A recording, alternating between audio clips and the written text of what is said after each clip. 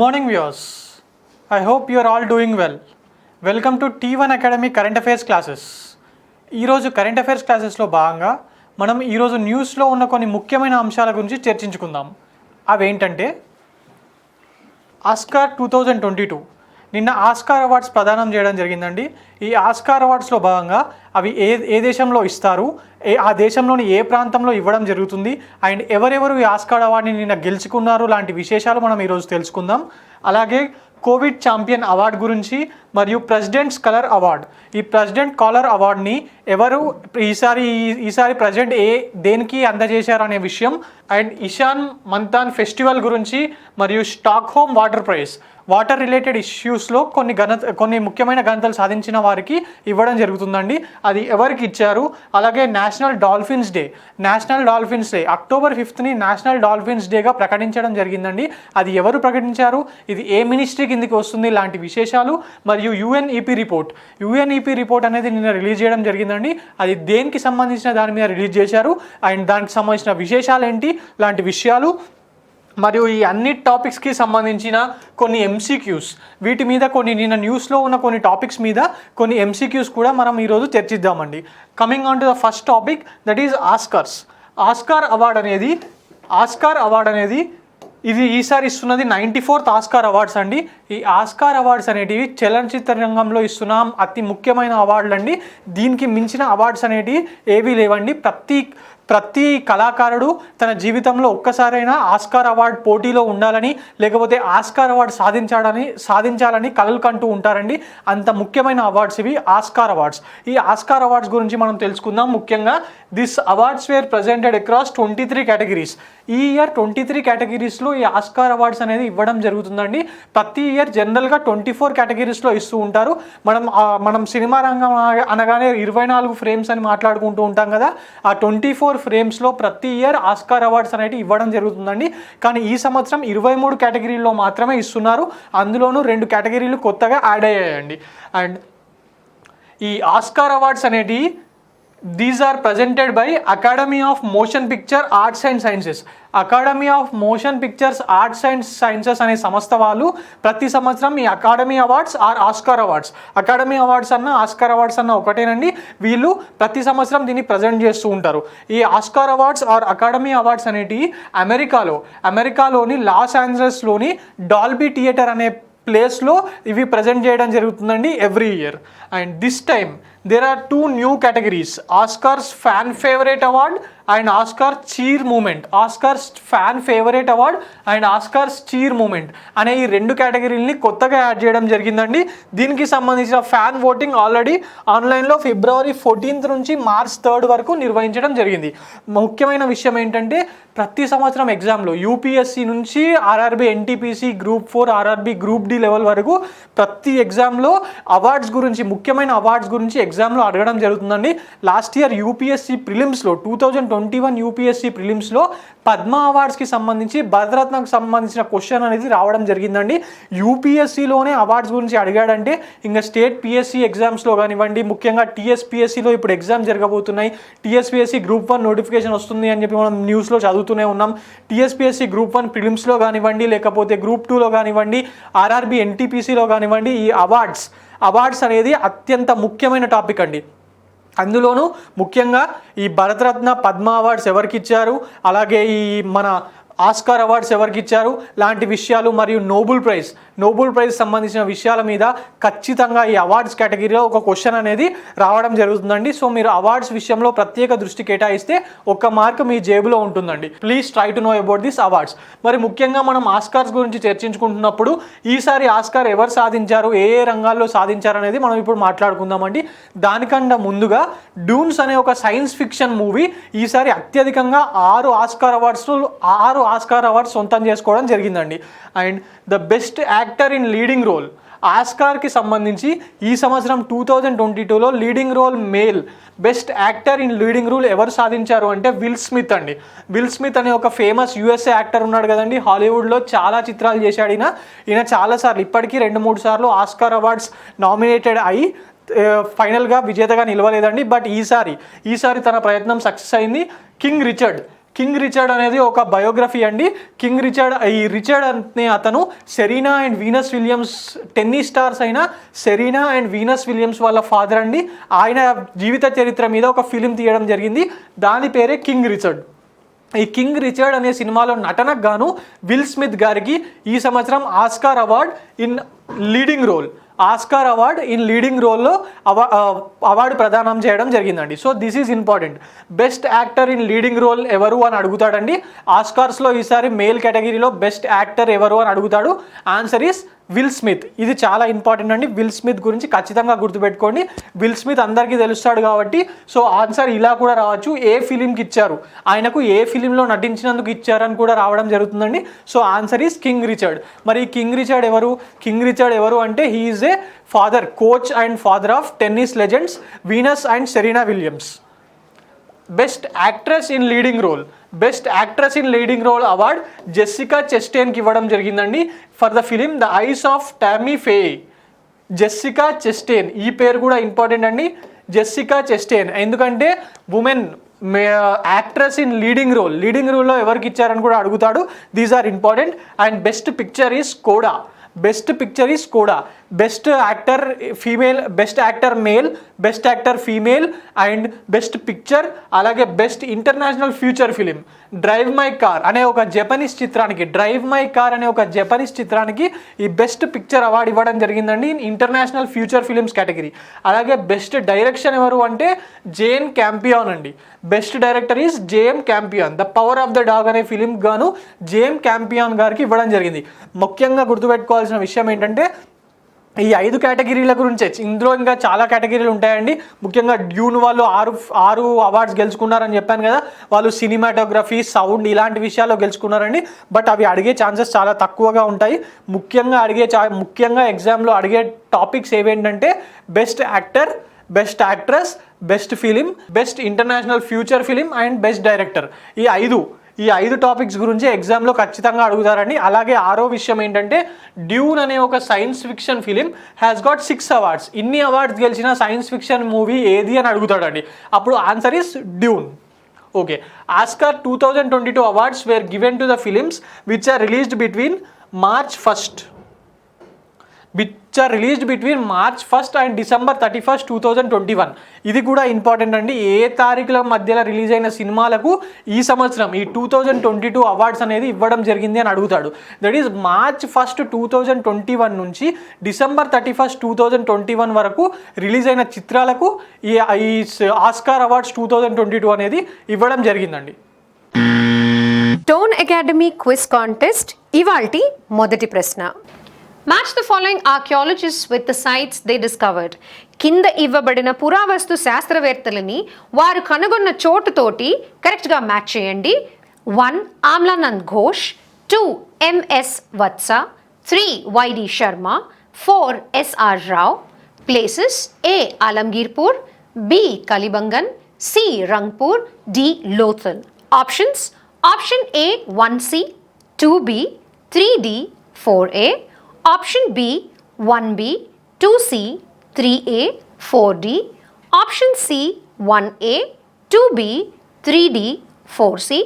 or option D 1C, 2A, 3B and 4D. Coming on to the next topic, that is Covid champion award.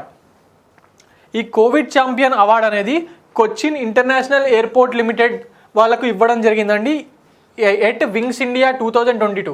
మనం ఒక 4 days కింద మాట్లాడుకున్నాము. Wings India 2022 అనేది civil ఏవియేషన్కి సంబంధించిన ఒక ముఖ్యమైన ప్రోగ్రామ్ అని, అది హైదరాబాద్లోని బేగంపేట్ ఎయిర్పోర్ట్లో జరుగుతుందని మనం మాట్లాడుకుందామండి. దాంట్లో భాగంగా ఈ కొచ్చిన్ ఇంటర్నేషనల్ ఎయిర్పోర్ట్ లిమిటెడ్ వాళ్లకు కోవిడ్ ఛాంపియన్ అవార్డు ఇవ్వడం జరిగిందండి. This CIAL, Cochin International Airport, has been awarded this COVID Champion Award for the successful implementation of meticulous project named Mission Safeguarding. Mission safeguarding అనే ఒక ప్రాజెక్ట్ని ఖచ్చితంగా అమలు చేసినందుకు గాను during the pandemic time to ensure safe travel at Kochi airport.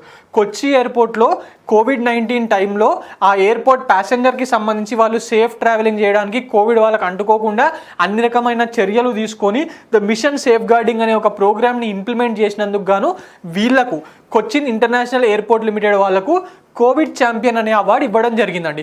Question ఇలాగ వస్తుంది, which airport has been given COVID champion award అని. Answer is Cochin international airport limited అండి. అలాగే about the Wings India program, ఇందాకే చెప్పాను కదా వింగ్స్ ఇండియా, మనం ఆ రోజు మాట్లాడుకున్నాం కదా. Wings India is Asia's largest civil aviation event including commercial, general and business aviations. ఈ కమర్షియల్ కానివ్వండి, బిజినెస్ కానివ్వండి, civil aviation or general aviation, ఇలా అన్ని రంగాలకు సంబంధించి ఇది ఏషియాలోనే అతిపెద్ద ఒక ప్రోగ్రామ్ అండి, ఒక event. And this program has been organised jointly by Ministry of Civil Aviation and FICCI in collaboration with Airports Authority of India. మనం ఆ రోజు మాట్లాడుకున్నాం కదా, ఈ వింగ్స్ ఇండియా అనేది ఎవరు నిర్వహించారు అంటే మినిస్ట్రీ ఆఫ్ సివిల్ ఏవియేషన్ వాళ్ళండి, in collaboration with FICCI and airports Authority of India. మరి సివిల్ ఏవియేషన్ మినిస్ట్రీ వాళ్ళు నిర్వహించకపోతే ఇంకెవరు నిర్వహిస్తారండి? ఎయిర్పోర్ట్స్కి సంబంధించిన విషయం కదా, అది ఆటోమేటిక్గా సివిల్ ఏవియేషన్ కిందకే వస్తుంది. మరి మినిస్టర్ ఫర్ సివిల్ ఏవియేషన్ ఎవరండి? ముఖ్య అతిథిగా ఆయన రావడం జరిగింది. మరి ఆయన ఎవరు? జ్యోతిరాదిత్య సింధియా గారు అండి. ఇప్పుడు మినిస్టర్ ఫర్ సివిల్ ఏవియేషన్ ఎవరు అంటే జ్యోతిరాదిత్య సింధియా గారు. As this is in news, మనం ఆయన ఆ డిపార్ట్మెంట్కి సంబంధించి, ఆ మినిస్ట్రీకి సంబంధించిన మినిస్టర్ ఎవరో కూడా మనం తెలుసుకోవాల్సింది మన బాధ్యత అండి. So that is Jyotiraditya Scindia. He is and Rajya Sabha MP from Madhya Pradesh అండి. ఇది బేగంపేట్ ఎయిర్పోర్ట్లో హైదరాబాద్లో March 24 నుంచి 27 వరకు జరిగింది. ఏ తారీఖు అనేది గుర్తుపెట్టుకోవాల్సిన అవసరం లేదండి, బట్ ఎక్కడ జరిగింది అనేది అడుగుతాడండి. వింగ్స్ ఇండియా ప్రోగ్రామ్ ముఖ్యంగా టీఎస్పీఎస్సీ వాళ్ళకు ఖచ్చితంగా ఈ క్వశ్చన్ వెరీ వెరీ ఇంపార్టెంట్ అండి. ఎందుకంటే ఇది హైదరాబాద్లోని బేగంపేట్ ఎయిర్పోర్ట్లో జరిగింది. ఆప్షన్స్ ఇలా ఇస్తాడండి, Begumpet airport, Shamshabad airport, Chennai international airport, ఇలా వేరే వేరే ఆప్షన్స్ ఇచ్చిన బేగంపేట, శంషాబాద్ అనే దగ్గర కన్ఫ్యూజ్ కావద్దు. ఇది ప్రతిసారి జరిగినప్పుడల్లా బేగంపేట్ ఎయిర్పోర్ట్లోనే జరుగుతుందండి. ఈ వింగ్స్ ఇండియా అనే ఏవియేషన్కి సంబంధించిన ఈవెంట్ బేగంపేట్ ఎయిర్పోర్ట్లోనే జరుగుతుంది, శంషాబాద్ ఎయిర్పోర్ట్లో జరగదు. సో బేగంపేట్ ఎయిర్పోర్ట్ అనేది ఖచ్చితంగా గుర్తుపెట్టుకోవాల్సిన పేరు. Coming on to the next topic, that is president scholar. Tone academy quiz contest ఇవాల్టి రెండో ప్రశ్న. Consider the following statements regarding Mohenjodaro. మొహంజోదారోకి సంబంధించి కింద ఇవ్వబడిన స్టేట్మెంట్స్ని ఒకసారి గమనించండి. Statement 1, evidence of coffin burial and cemetery H culture. Option 2, bronze statue of the dancing girl was found. Which of the given statements is or are correct? Option A, only statement 1. Option B, only statement 2. Option C, both statements 1 and 2. And option D, neither statement 1 nor statement 2. Ishan మంతాన్. ఈ ఇషాన్ మంతాన్ అనే award అంది. ఇషాన్ మంతాన్ అనే ఒక festival అండి, sorry award కాదు. ఇషాన్ మంతాన్ అనే ఫెస్టివల్ని this is conducted by union minister for culture and tourism and department of north east region.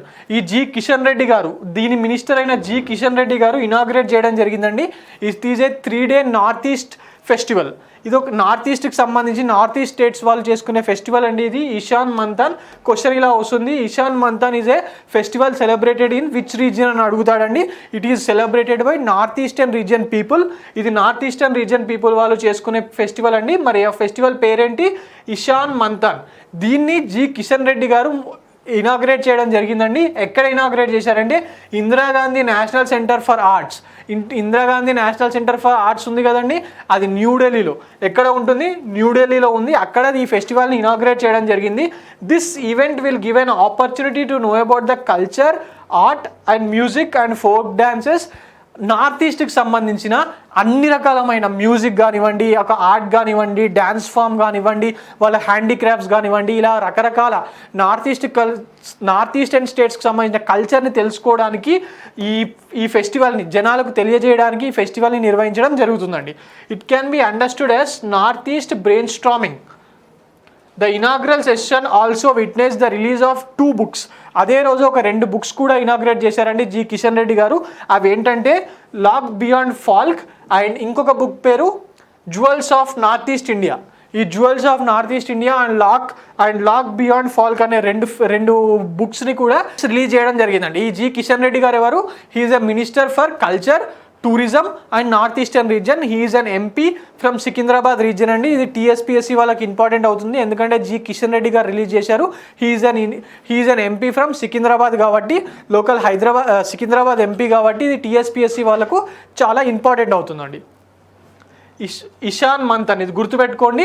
This is a festival conducted to know about north eastern region అండి. North eastern రీజియన్కి సంబంధించిన అన్ని రకాలమైన art forms కానివ్వండి, dance కానివ్వండి, music కానివ్వండి, వాళ్ళ culture కానివ్వండి, వాళ్ళ హ్యాండీక్రాఫ్ట్స్ కానివ్వండి, వాళ్ళ అన్నిటి గురించి మొత్తం దేశ ప్రజలకు ఒక అవగాహన రావడానికి ఈ ఫెస్టివల్ అనేది నిర్వహించడం జరుగుతుందండి. Stockholm water prize 2022. ఈ Stockholm water prize 2022 is the world's most prestigious water award and it is often described as Nobel prize of water. వాటర్కి సంబంధించి ఆ వాటర్ మీద ఏమైనా ఎక్స్పెరిమెంట్ చేసే వాళ్ళకి కానివ్వండి, దానికి సంబంధించినంత వరకు ఇది ఒక మోస్ట్ ప్రెస్టీజియస్ అవార్డ్ అండి. దీన్ని నోబెల్ ప్రైజ్ ఆఫ్ వాటర్తోని నోబెల్ ప్రైజ్ ఆఫ్ వాటర్ అని అంటూ ఉంటారు. అంటే నోబెల్ ప్రైజ్తో కంపేర్ చేస్తున్నారంటే వాటర్కి సంబంధించిన విషయంలో ఇది అత్యున్నతమైన అవార్డుగా మనం గుర్తించాల్సి ఉంటుందండి. స్టాక్హోమ్ వాటర్ ప్రైజ్ దీన్ని ఎవరికి ఇచ్చారు? This prestigious award has been given from 1991 నుంచి స్టాక్హోమ్ వాటర్ ప్రైజ్ అవార్డ్ అనేది ఇవ్వడం జరుగుతుందండి for the people and organisations which are doing the extraordinary water related achievements. Water related అచీవ్మెంట్స్ని ఎక్స్ట్రాడినరీగా చేసిన కొన్ని పీపుల్కి కానివ్వండి, లేకపోతే ఆర్గనైజేషన్స్ కానివ్వండి, లేకపోతే కమ్యూనిటీస్ కానివ్వండి, ఇది ఇవ్వడం జరుగుతుంది. ఈ ప్రైజ్ని ఎవరిస్తారు మరి? This is been awarded by Stockholm international water institute in cooperation with royal Swedish academy of sciences. Stockholm సివి వాళ్ళు, Stockholm institute, Stockholm international water institute వాళ్ళు ఇన్ కొలాబరేషన్ విత్ ఎవరితోనండి? స్వీడిష్ అకాడమీ ఆఫ్ సైన్సెస్ తోని కలిపి ఈ award ఇవ్వడం జరుగుతుంది. మరి ఈసారి ఎవరికి ఇచ్చారంటే this is given to Wilfred Brutsaert అనే అతనికి ఇవ్వడం జరుగుతుందండి. విల్ఫ్రెడ్ బ్రెస్టారెట్ అనే ఆయనకి ఇవ్వడం జరుగుతుంది. This is important. ఈ పేరు గుర్తుపెట్టుకోండి.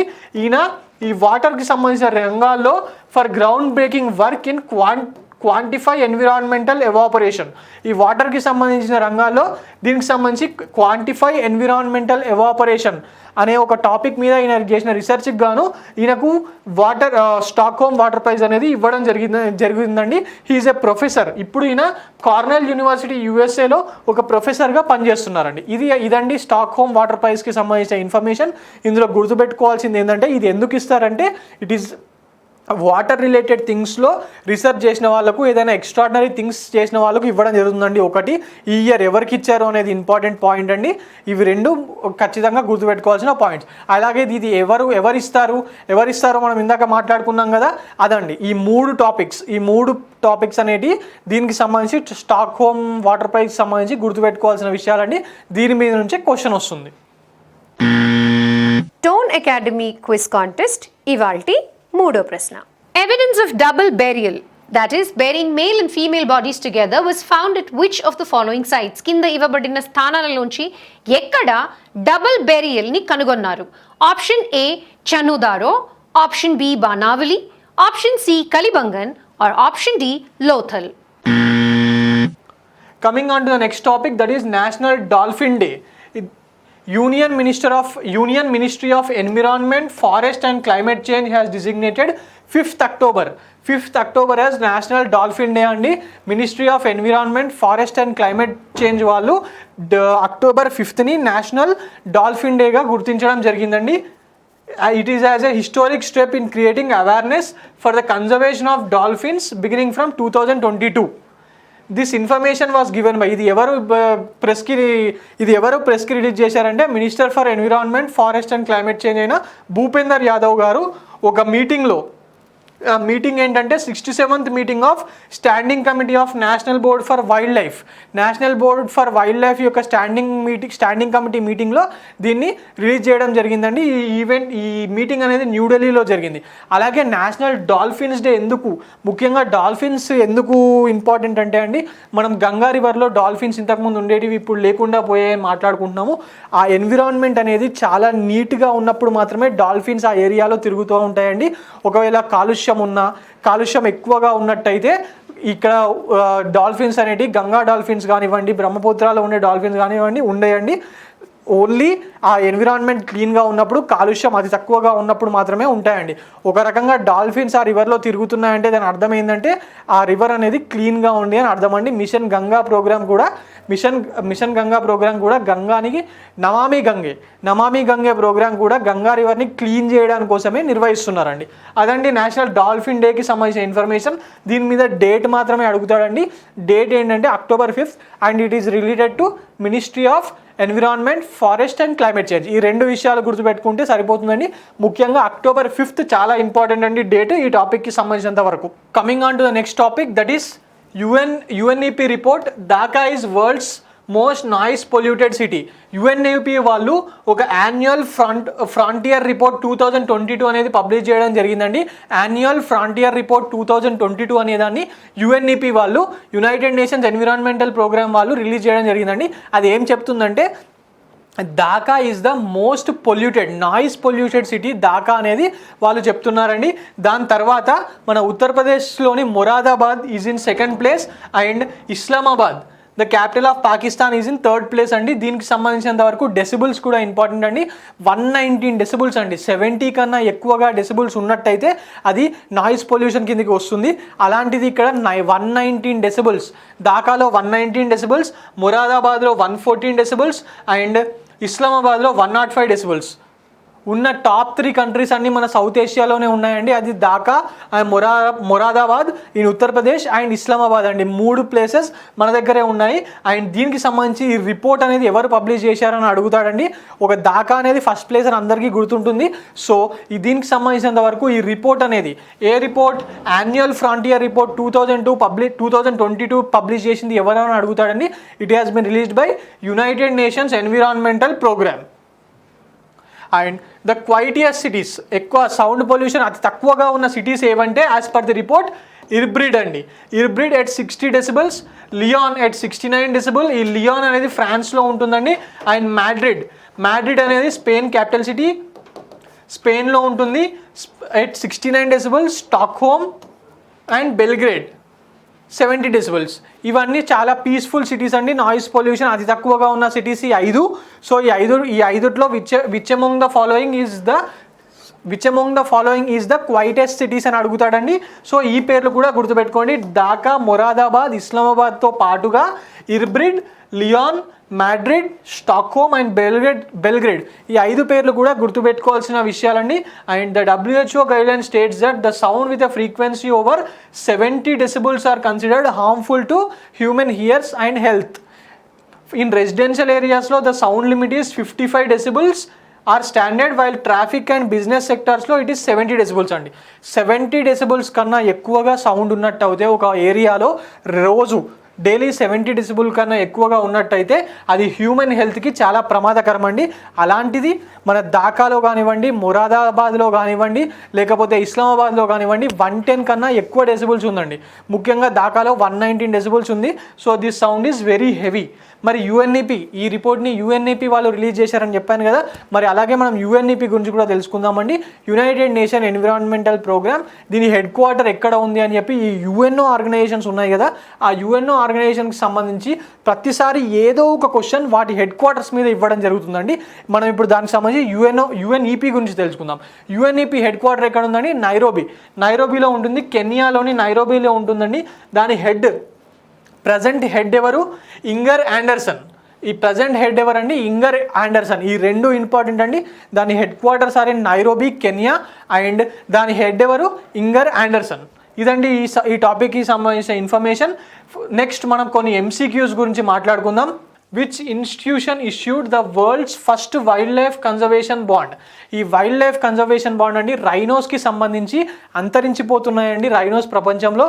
దానికి సంబంధించి ఒక వైల్డ్ లైఫ్ బాండ్స్ అనేటివి ఒక ఇన్స్టిట్యూషన్ రిలీజ్ చేయడం జరిగిందండి. సౌత్ ఆఫ్రికాలో ఒక $150 మిలియన్ వరకు ఈ వైల్డ్ లైఫ్ కన్జర్వేషన్ బాండ్ మీద బాండ్స్ ఇష్యూ చేస్తారండి. ఇది సౌత్ ఆఫ్రికాలోని 2 పార్క్స్లో జరుగుతున్న కన్జర్వేషన్ మీద నిర్వహించడం జరుగుతుందండి. 2 పార్క్స్ సౌత్ ఆఫ్రికాలో జరుగుతున్నాయి. మరి అది ఏ ఆర్గనైజేషన్ వాళ్ళు ఈ వైల్డ్ లైఫ్ బాండ్ అనే వైల్డ్ లైఫ్ కన్జర్వేషన్ బాండ్ని ఇష్యూ చేయడం జరుగుతుంది అనేది క్వశ్చన్ అండి. Options are A world bank, B united nations environmental programme, ఇందాకే మనం చదువుకున్నాం కదా UNEP అని, world economic forum and international monetary fund. ఈ 4 ఏదండి? ఇది ప్రపంచంలో ఫస్ట్ వైల్డ్ లైఫ్ బాండ్ అండి. ప్రపంచంలో రిలీజ్ చేయబడిన మొట్టమొదటి వైల్డ్ లైఫ్ బాండ్. ఇది ఏంటి, ఇది న్యూస్లో ఉందండి. This is very very important. ఇది ఎగ్జామ్లో ఖచ్చితంగా అడుగుతారు, ఎందుకంటే ఎన్విరాన్మెంట్కి సంబంధించిన క్వశ్చన్స్ ఎగ్జామ్లో ఖచ్చితంగా వస్తాయండి. అవి కూడా కరెంట్ అఫైర్స్ నుంచే రావడం జరుగుతుంది. So this question will be very very important. Answer is world bank అండి. వరల్డ్ బ్యాంక్ వాళ్ళు సౌత్ ఆఫ్రికాలో జరుగుతున్న ఈ కన్జర్వేషన్ మెజర్ సౌత్ ఆఫ్రికాలో జరుగుతున్న 2 పార్క్స్లో జరుగుతున్నాయండి. దానికి సంబంధించి కన్జర్వేషన్ చేయడానికి మనీ అవసరం ఉంటుంది కదా, దానికోసం వరల్డ్ బ్యాంక్ వాళ్ళు ఈ వైల్డ్ లైఫ్ బాండ్ అనే దాన్ని ఇష్యూ చేయడం జరిగిందండి. Coming on to the next question, that is which country launched dare to eradicate TB, A data driven research to eradicate TB. దీన్ని ఎవరు లాంచ్ చేశారనేది క్వశ్చన్ అండి. Options are A Bangladesh, B India, C Nepal, D China. మన India వాళ్ళే దీన్ని issue చేయడం జరిగిందండి. ఇండియాలో టార్గెట్ ఉంది కదా, ఎరాడికేషన్ ఆఫ్ టీబీ బై 2025 అనేది ఇండియన్ గవర్నమెంట్ టార్గెట్ అండి. 2025 లోపల ఇండియాలో ఒక్క కేసు కూడా లేకుండా చేయాలనేది మనం లక్ష్యంగా పెట్టుకున్నాం. ప్రపంచంలో ఆ లక్ష్యం ఎస్డిజి గోల్స్ ప్రకారం ఎంత అండి? ఆ ఎస్డిజి గోల్స్ ప్రకారం ఎంత? టీబీకి ఎరాడికేషన్కి ఎస్డిజి గోల్స్ ప్రకారం ఏ సంవత్సరంలో ఎరాడికేట్ చేయాలని టార్గెట్లా పెట్టుకున్నారనేది మీరు నాకు ఆప్షన్స్లో మన కమెంట్ సెక్షన్లో మీరు ఆన్సర్స్ పెట్టండి అండి, నేను దాన్ని చూస్తాను. అండ్ ఇండియాకి సంబంధించి ఇండియా వాళ్ళు ఈ డేర్ టు ఎరాడికేట్ టీబీ అనే ప్రోగ్రామ్ని లాంచ్ చేయడం జరిగిందండి. Coming on to next question, that is environmental ministry has designated which day as national dolphins day. ఇందాకే మనం మాట్లాడుకున్నాం కదండి డాల్ఫిన్స్ గురించి. డాల్ఫిన్స్ ఎన్విరాన్మెంట్ క్లియర్గా ఉన్న దగ్గరనే, కాలుష్యం లేని దగ్గరనే ఉంటాయని, ఆ రివర్స్లో మాత్రమే ఉంటాయని. అందుకే గంగా డాల్ఫిన్స్ గురించి మనం ఇంతకుముందు ఉండేటివి ఇప్పుడు లేకుండా పోయాయి అని చెప్పి మాట్లాడుకుంటున్నాం. అలాగే నమామి గంగే ప్రోగ్రామ్ని లాంచ్ చేశారు, గంగా రివర్ని క్లీన్ చేయడానికి అని మాట్లాడుకున్నాం. మరి ఈ నేషనల్ డాల్ఫిన్ డే అనేది ministry of environment, forest and climate change MOEFCC వాళ్ళు లాంచ్ చేశారని కూడా చెప్పాను. చేసింది ఎవరు అంటే భూపేందర్ యాదవ్ గారు అని కూడా చెప్పానండి. మరి ఏ డే ఇంపార్టెంట్, దీనికి సంబంధించి డే చాలా చాలా ఇంపార్టెంట్ ఎలాంగ్ విత్ మినిస్ట్రీ అని చెప్పాను కదా. మరి ఏ డే అండి అది?